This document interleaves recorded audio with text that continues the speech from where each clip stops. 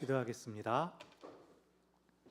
사랑이 많으신 하나님 아버지, 오늘 저희 가운데 함께 하사 우리가 방금 찬양으로 또 듣고 함께 고백한 것처럼 예수가 거느리시는 삶으로의 결단이 있게 하여 주시옵소서. 예수님의 이름으로 기도합니다. 아멘. 지난 목요일에 이제 모임이 있어가지고 신촌을 다녀왔습니다. 오랜만에 이제 대학 교정을 거니는데 이제 소위 그 가을 코스모스 졸업 시즌이어서 학교에 축하 현수막이 이제 쫙 걸려 있는 겁니다.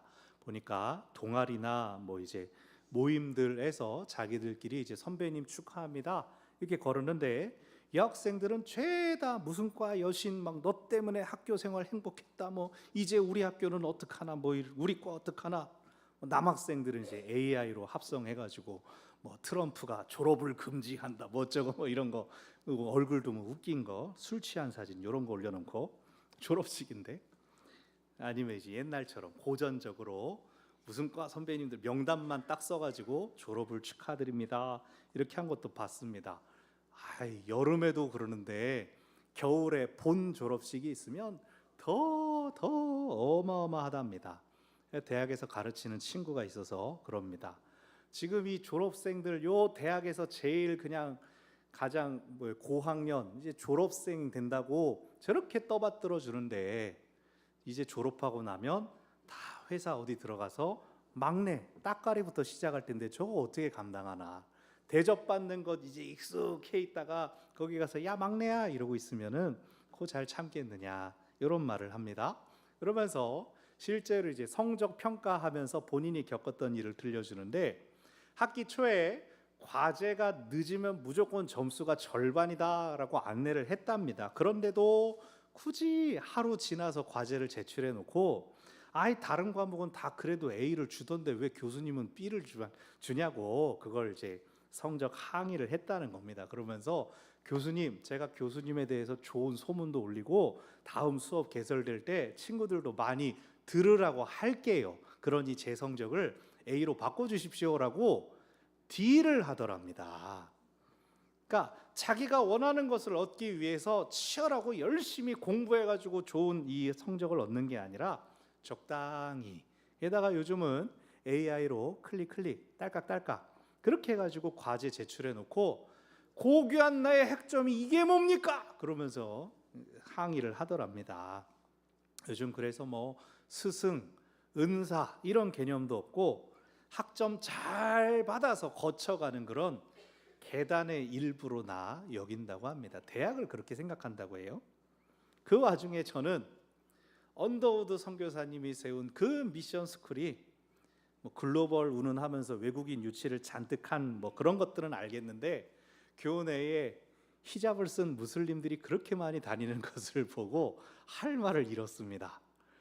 그 2년 동안 채플, 예배를 이수해야 졸업을 할 수가 있는데 얘들이 그 채플을 대체 참석을 하나, 기도하고 막 그러는데 이거 어떻게 하나. 그런데 이미 예전부터 기독교나 교회에 대한 반발감 때문에 채플을 예배보다는 이렇게 뭐 세바시처럼 좋은 강의 듣고 이야기 듣는 시간으로 바꾸었다고 해요. 왜 미션 스쿨에 들어와 있는 거죠? 물론 뭐 제가 썩 훌륭한 학생 아니었고 지금도 뭐 어떤 영향력이 있는 건 아니지만, 요거 하나님 보시기엔 과연 어떨까? 하나님 이 학교 이거 어떻게 쓰실랍니까? 또 한편으로 저도 내 안에 어떤 세속화나 타협의 모습은 있지 않은가를 생각하는 그런 시간이었습니다. 오늘 말씀이 바로 세상의 힘과 질서에 타협한 유다를 향한 하나님의 준엄한 꾸짖음의 말씀입니다. 우리 하나님은 분명히 사랑의 하나님이십니다. 그러나 우리가 하나님 아닌 다른 것을 의지하는 것은 싫어하십니다. 말씀을 통하여 우리가 하나님을 전적으로 전심으로 의지하고 있는지 되돌아보고 하나님께서 기뻐하시는 하나님만을 바라는 결단이 있기를 바랍니다. 아멘. 이사야서 28장부터 33장까지는 화 있을진저가 매 장에 등장하는 재앙 선포입니다. 화라고 보통 번역되는 히브리어 라는 재앙으로 번역할 수도 있어서 화 있으리라, 화 있을진저, 이것을 좀 더 직설적인 우리식으로 쓰면 망해라 라고 할 수가 있습니다. 여러분, 부모님들이 자녀들에게 절대 하지 말아야 할 표현들이 많이 있는데 그 중에 하나가 야, 네 인생 네가 살아, 난 신경 안 써, 이거랍니다. 어떻습니까 여러분? 이 말들을 평소 때 말 그렇게 안 듣던 놈들이 이 말을 듣는 순간, 부모님이 나한테 그 말을 하는 순간, 그래, 인생은 어차피 혼자 사는 거지, 부모님 그래 나랑 상관없구나, 그렇게 생각을 한다는 겁니다. 근데 그걸 이제 반복적으로 또 듣고 또 듣고 또 듣고 또 들으면 이게 이렇게 쌓이겠죠. 그런데 부모님 여러분, 왜 그런 말을 하게 됩니까? 저도 그런 말 많이 들으면서 컸고, 저도 가끔씩 이제 그런 말을 할 때가 있었는데, 말을 하도 안 들으니까, 좋게 말했는데 듣지 않으니까 말 안 들을 거면 네 알아서 해라, 그냥 이래 버리지 않았습니까? 근데 부모님 마음이 어떻습니까? 말해놓고도 사실 그게 본심이 아니니까 들어가서 그럼 가방 쌉니다, 그러면 이제 또 붙잡고 난리 나고 그러지 않습니까? 그래놓고 또 속으로는 속상하고, 우리 애기 엄마 아빠들은 잘 기억하시다가 절대 이 말을 하지 않으시기를. 근데 부모는 어쩔 수 없습니다. 부모는 계속 당하죠. 여기 이사야서가 보여주는 화 선포도 그런 맥락에서 살펴야 됩니다. 하나님께서 우리에게 너무나 익숙한 모습, 감정으로 화 있을진저라고 하시는 것이죠. 하나님께서, 창조주이신 하나님께서 보잘것없는 피조물 인간에게 하시는 말씀으로 너무나 두렵고 엄중한 말씀이지만, 그만큼 내가 하나님을 속상하게 했구나, 내가 잘못이 크구나 라고 자녀의 마음으로 생각한다면 하나님의 분노와 함께 안타까워 하시는 하나님의 마음이 느껴지기도 합니다.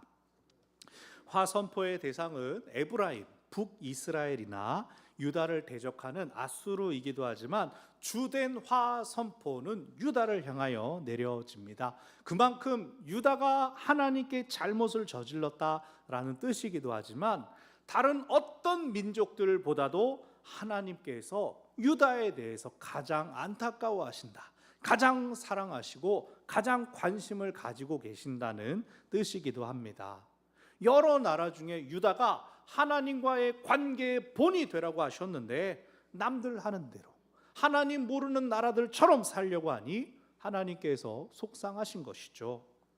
오늘 본문에는 하나님이 화를 선포하시는 이유가 정확하게 나타납니다. 아수르가 북이스라엘을 멸망시킨 뒤 그 위협이 남유다를 향했습니다.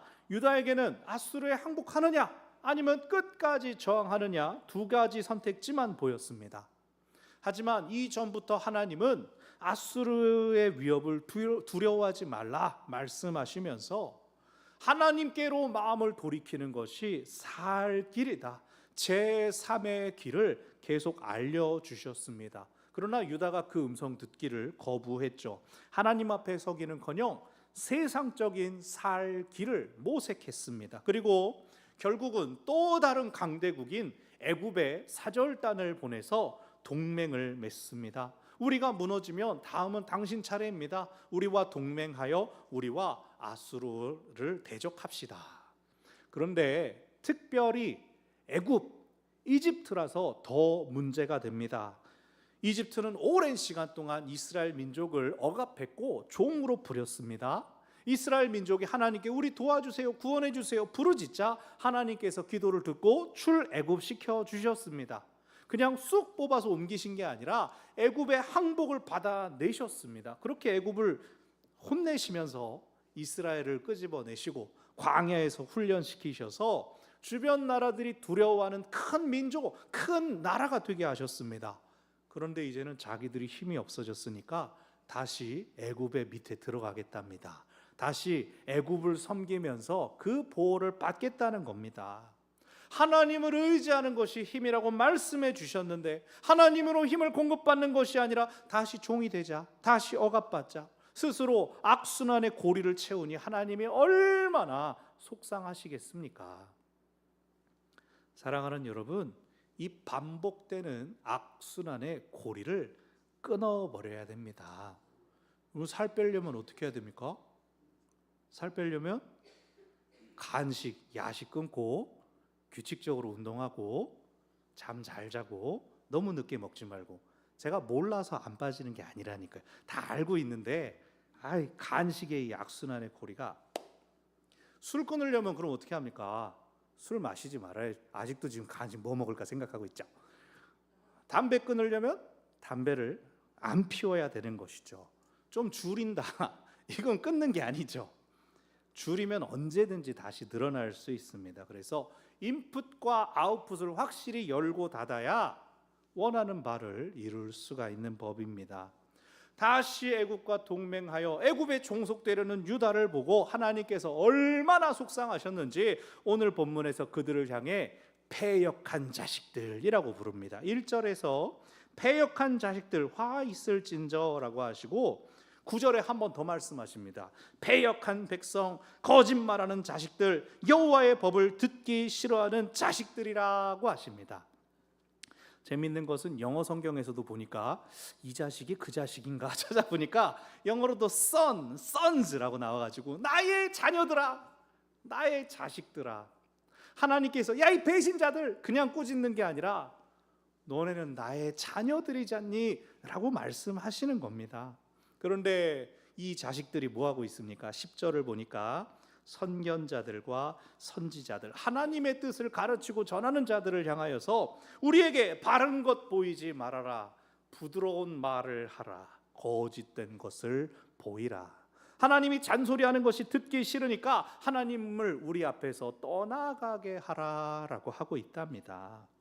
하지만 그럴수록 하나님께서 더 말씀하시기를 12절 너희가 내 말은 업신여기고 압박하는 앗수르 허망한 애굽을 더 믿고 의지하는구나. 그래서 14절 토기장이가 그릇을 깨뜨리는 것처럼 내가 이 나라를 무너뜨릴 것이다. 그 조각이 아주 산산조각이 나서 아궁이에서 이게 불씨를 옮기거나 물을 담기에도 사용할 수 없을 것이다. 종지도 남아나지 않게 다 부숴버리겠다라고 하십니다. 오직 구원의 비결은 하나님이시기에 15절 너희가 돌이켜 조용히 있어야 구원을 얻을 것이요 잠잠하고 신뢰하여야 힘을 얻을 것이다. 세상의 질서가 요동치고 나를 집어삼키려는 난리 속에서도 하나님께서 도우실 것을 믿고 하나님을 구하며 기다리라. 이것이 하나님의 명령입니다. 그러나 유다는 여전히 말 타고 튀자, 빠른 짐승을 타고 도망가자 그럽니다. 하지만 우리가 영화나 뭐 그런 거 다 봤죠. 추격하는 적들도 똑같이 빠른 것 타고 다 따라옵니다. 사람들의 생각은 아무 소용이 없을 것이고 17절에서 한 사람이 꾸짖은즉 1000사람이 도망하겠고 다섯이 꾸짖은즉 너희가 다 도망하리라. 원래 이 말씀은 레위기 26장에 나온 하나님의 승리의 약속이었습니다. 너희 5명이 적군 100명을 쫓아낼 것이다. 너희 100명이 10,000명을 쫓아낼 것이다. 하지만 하나님을 신뢰하지 않는다면 그 약속의 말씀이 거꾸로 적용돼서 대적 한 사람이 소리만 쳐도 1000명이 도망가고 5명이 모두가 도망가 버릴 것입니다. 패역한 유다는 하나님께 심판을 면치 못합니다. 하나님을 신뢰하지 않고 스스로 요동하며 방법을 강구했지만 결국은 자기가 의지했던 그 세상 질서에 의해 삼켜질 것입니다. 오직 구원하실 분은 하나님이시고 오늘 본문 뒤에 이어지는 18절 이후로는 하나님의 회복의 약속이 주어지지만 진작에 그들이 계속해서 하나님만 의지했더라면 심판도 받지 않았겠죠.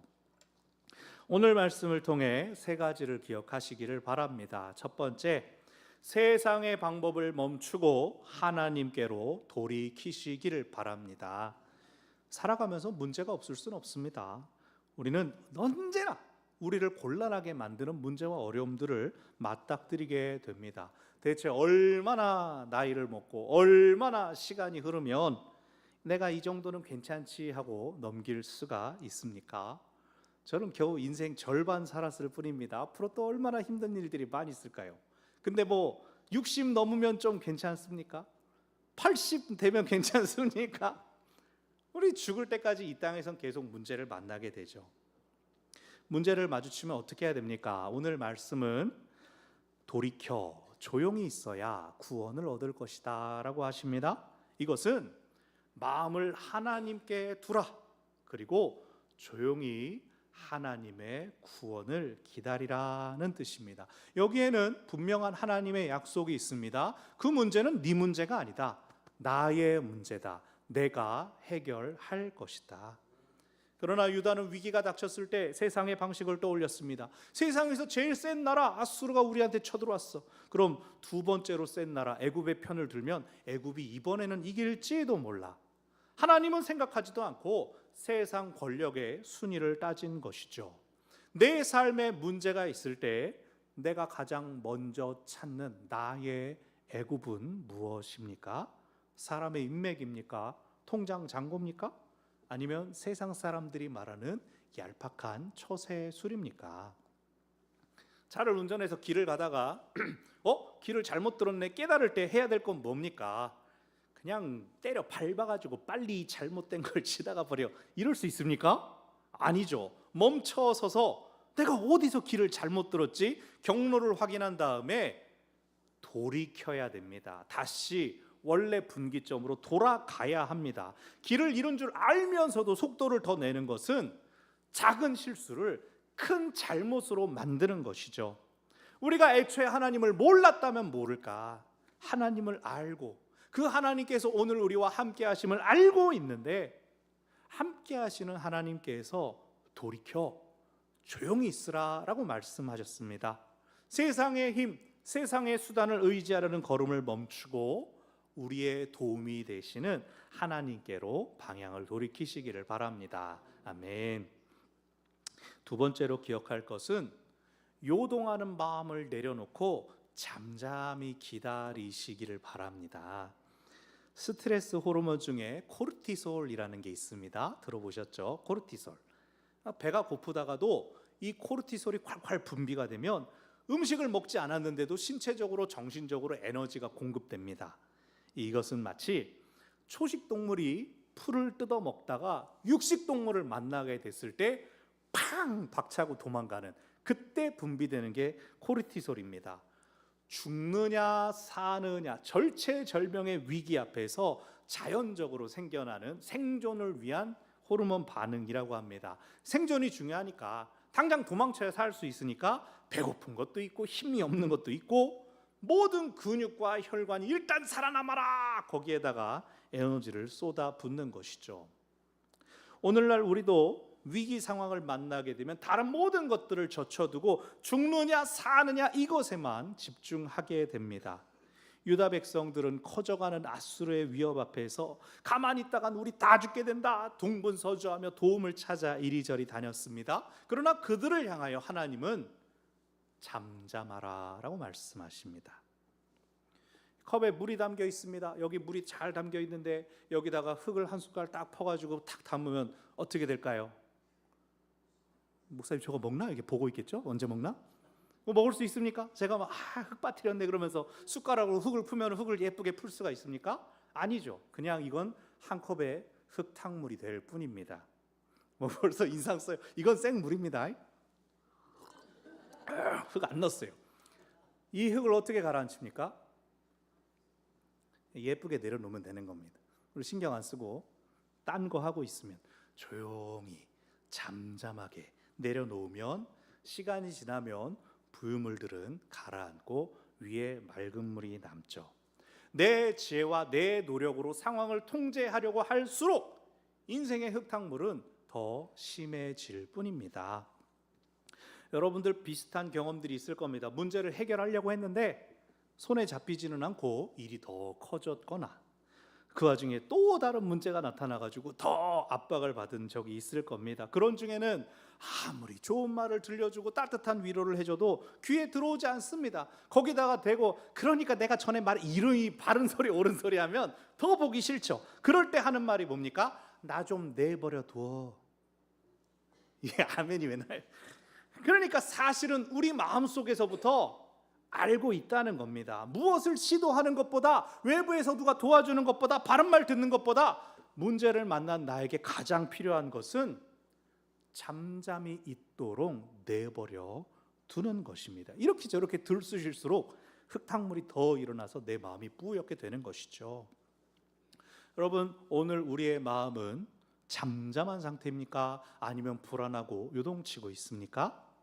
혼란스럽게 요동치는 마음을 우리 하나님 앞에 내려놓고 기도하며 잠잠히 하나님을 기다릴 때 하나님께서 일하실 것입니다. 아멘.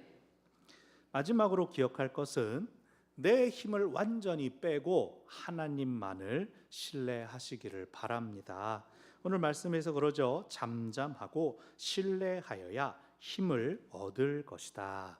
근데 여기서 말하는 신뢰는 막연히 마음으로 믿고 그냥 기대하고 생각하는 것이 아닙니다.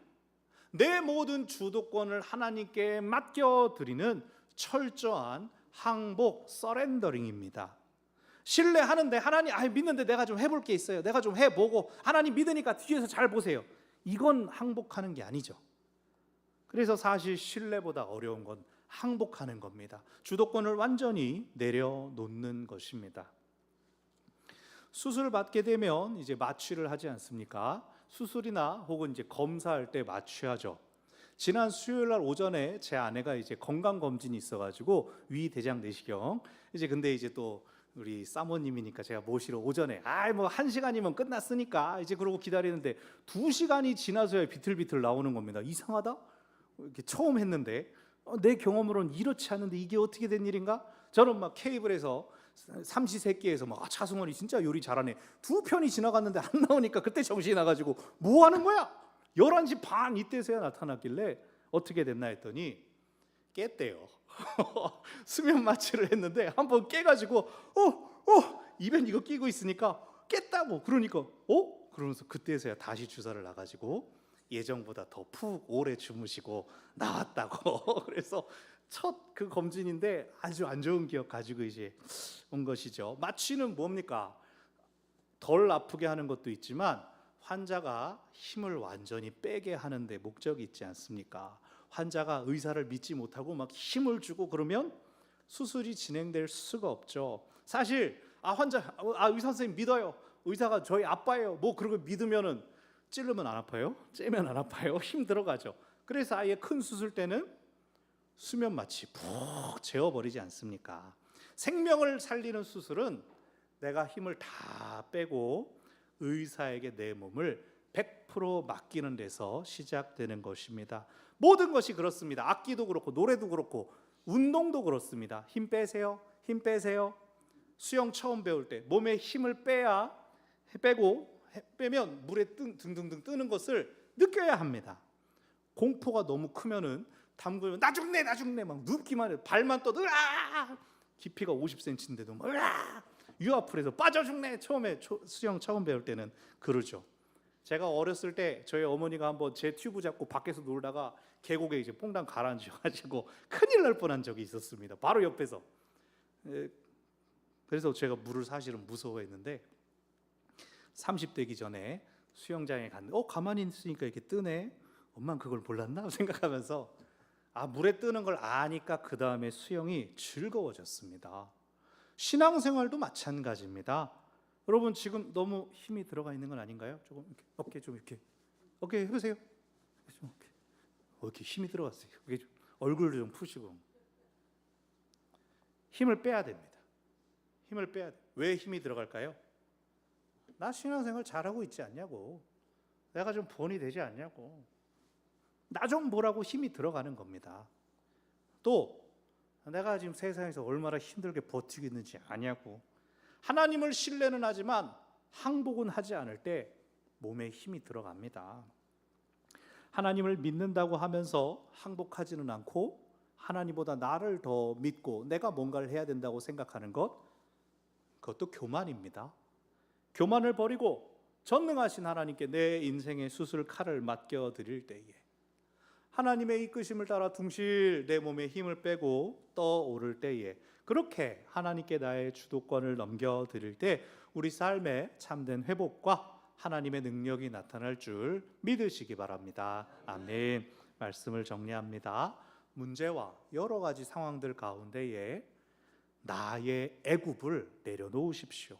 하나님께로 돌이켜 조용하고 잠잠히 하나님을 신뢰할 때 하나님께서 기뻐하시는 회복의 역사가 나타날 것이니 말씀에 순종하여 하나님만을 더욱 바라는 우리 모두가 되기를 바랍니다. 아멘. 기도하겠습니다. 하나님, 우리 안에 걱정과 염려들 일어나고 그리하여 우리 마음이 흙탕물처럼 되는 것을 하나님 다 보고 알고 계시지요. 우리의 머리로 생각할 수 있는 모든 방법과 생각보다 더 크신 하나님의 도우심이 우리로 하여금 때를 기다리는 것을 보고 계시는데 우리의 마음의 걱정과 또한 소란들이 우리로 가만히 있지 못하고 자꾸 무언가를 하게 만듭니다. 자꾸 몸에 힘이 들어가게 만듭니다.